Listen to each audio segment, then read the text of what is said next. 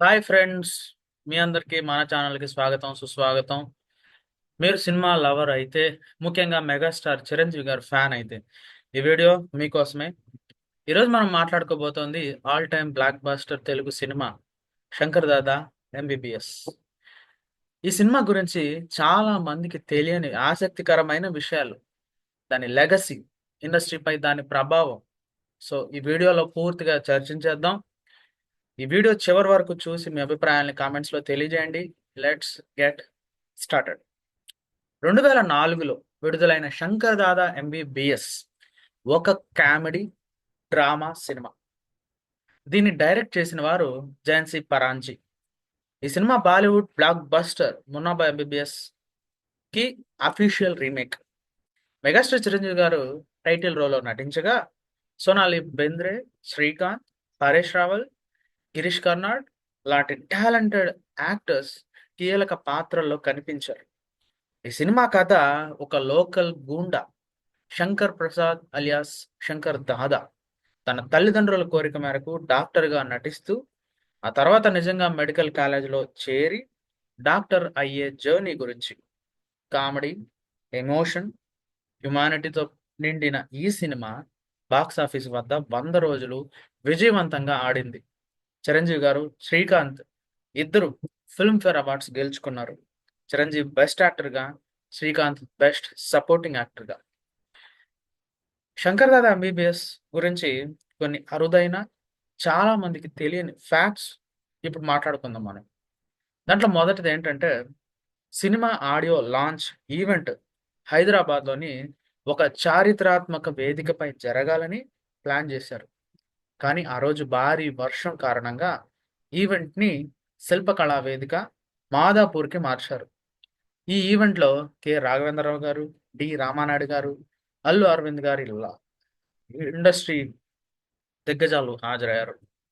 ఇక సినిమా 50 రోజులు పూర్తి చేసుకున్న తర్వాత 2 కొత్త పాటలు, 'సందే పొద్దాడతాందే' అదొక పాట, 'తెల్లారిందోయ్ మామ మామ' అదొక పాట.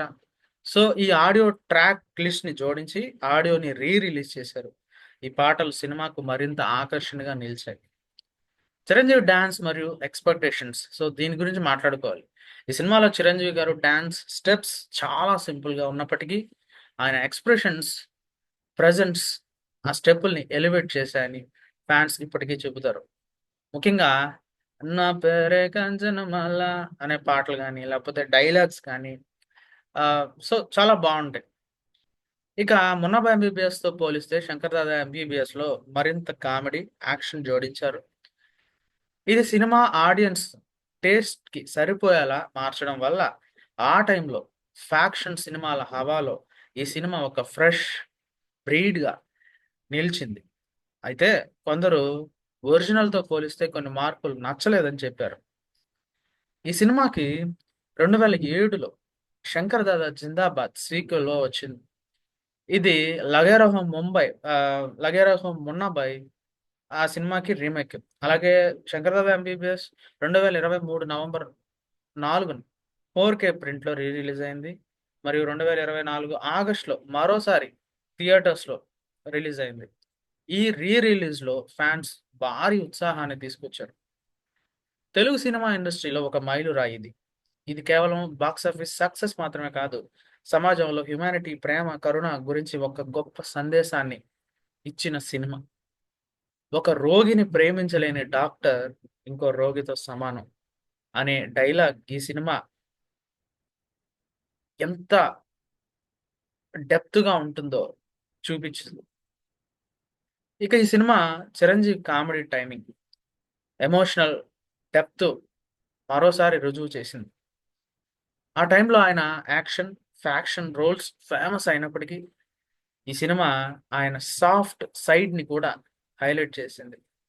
ఈ సినిమా సక్సెస్ తర్వాత తమిళంలో 'వసూల్ రాజా ఎంబీబీఎస్‌గా' రీమేక్ అయింది. అలాగే తెలుగు ఇండస్ట్రీలో బాలీవుడ్ రీమేక్‌ని ఒక ట్రెండ్ సెట్ చేసింది.